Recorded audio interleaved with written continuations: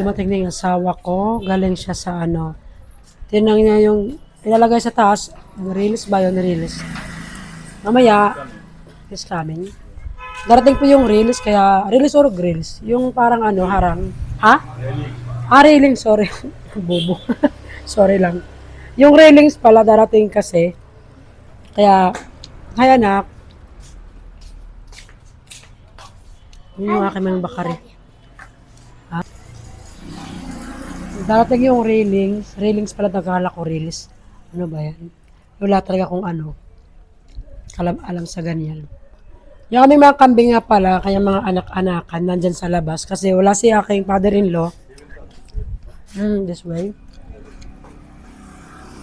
Dating yung railings. Railings.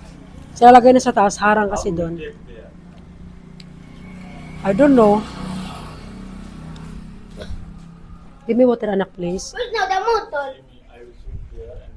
Ayan yung nakikita nyo yung kuan dyan, yung gilid dyan, dyan namin ilalagay yung railings. Darating na po yung railings. Kaya, pakita ko lang sa iyo yung before and after. Ito yun, tapos mamaya, or bukas, dyan nilalagay kasi wala kaming makuhang magkakabit. Ang hirap maghanap dito ng worker sa India, grabe. Sa dami-dami ng tao, yung pinakamahirap maghanap ng worker.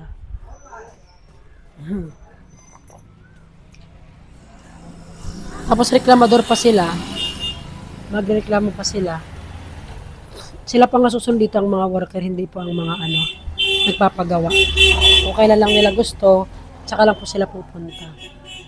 Ito nga yung lola, mukhang haggard, wala pang naligo.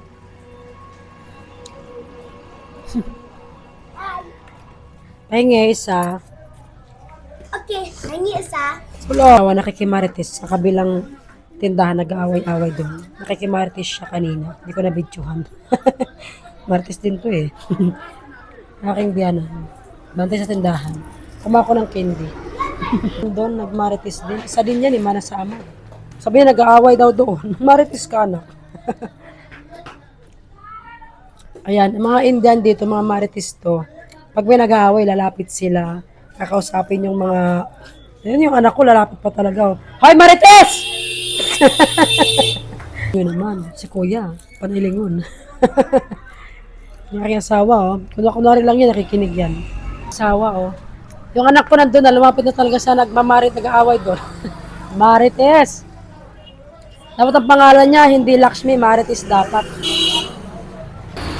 Ang aking biyanan, lalapit na rin siya doon. Makikimarites na rin siya. Ay, naku naman, talaga lang. Talaga lang. May dala pang baso yan, aking biyanan. Tingnan mo. Ay, aking biyanan eh. Marites din to. May mga tao doon nag-aaway-away. No, marites, tingnan nyo naman. Dahil nag-aaway-away dito. Nag-aaway-away sila. Alam kong bakit.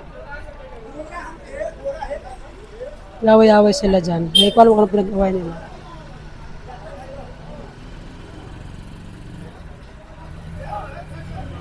It's coming.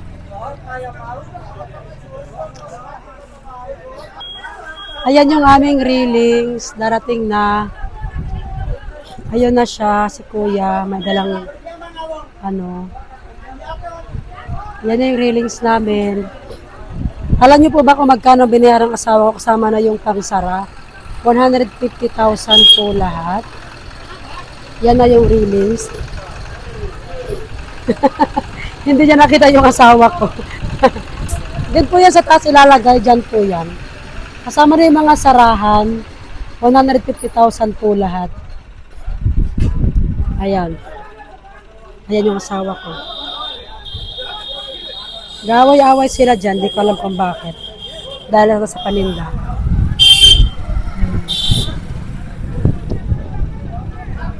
Ayan, yung aking asawa. Wala siyang makuhang eh. Anong batang to? Hindi din natin yun.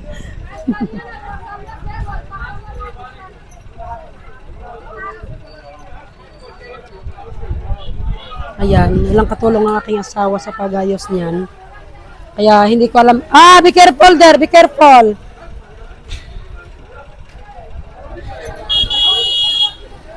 Ayan na po. Di ko alam kung paano ilalagay yan sa taas. Doon yan ilalagay. Nag-away-away sila dyan. Di ko alam kung bakit.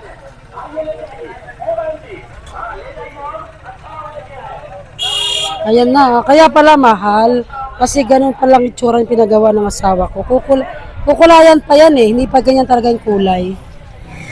Kala kamahal-mahal pa lang, no? Kamahal-mahal ng ganyan, no?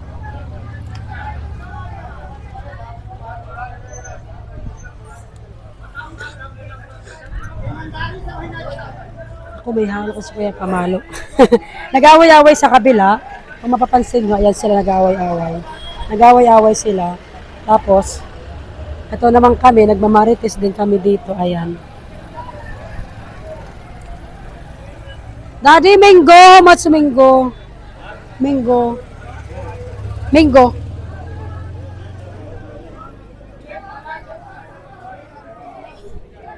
Ayan. Tingnan nyo naman ang mga marites. Ang daming marites dyan. Pag ganito po sa India, kapag may nag-aaway-away, may hinto talaga.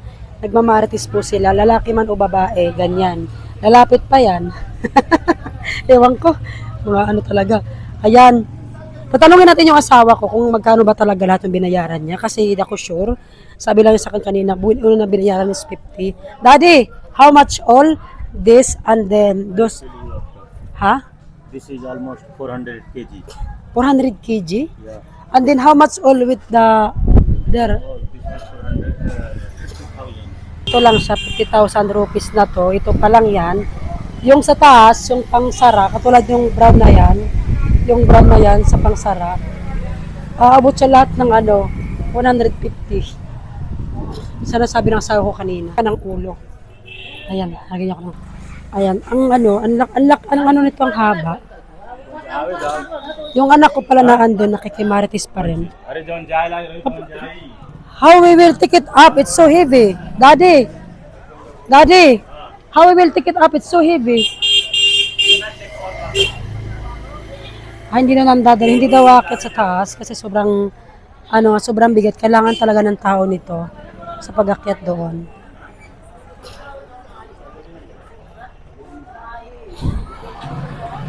Kagulo sila. Sila mga nagkakagulo kasi mga kambing nasa labas. Wala si father-in-law.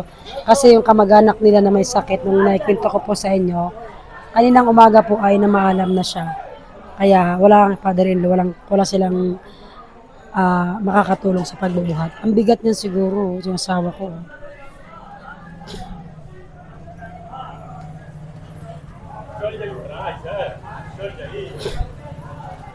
Sakit ng asawa ko sa taas. Be careful ha. Are you sure?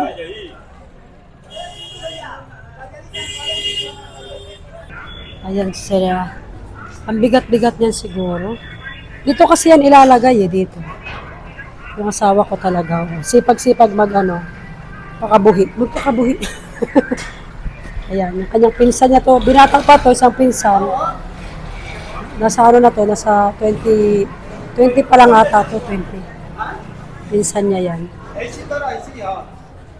Hindi naman ako pwede makatulong. Nairap po silang dalawa. Ayan, natatapos na niyang tapos. Ayusin niyo. Hindi pa niya, dinudoble niya. Magaling siyang yung pinsan ng asawa ko. Inaayos niya yung paglalagay. Talagang siya maggawa. Maayos siyang maayos siya magtrabaho. Hindi ka po katulad ng iba. Kaya dapat bigyan niya ng malaking halaga. Ay, tingnan niyo naman. Na niya yung dito. Ay, yung dito na ilalagay. Muna. Siguro lahat. Kasi alam niyo na.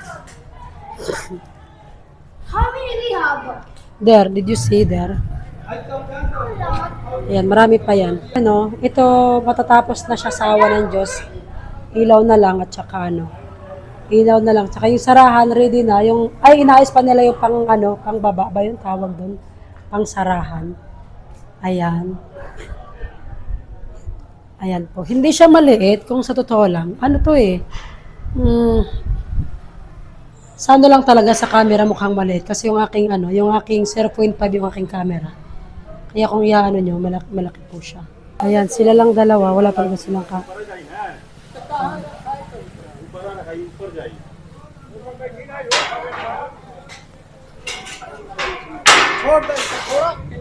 So, i-off ko na yung aking video kasi tapos na rin naman. I-update ko na lang kayo kung anong susunod na gagawin nila ng aking asawa sa paglagay nito sa taas.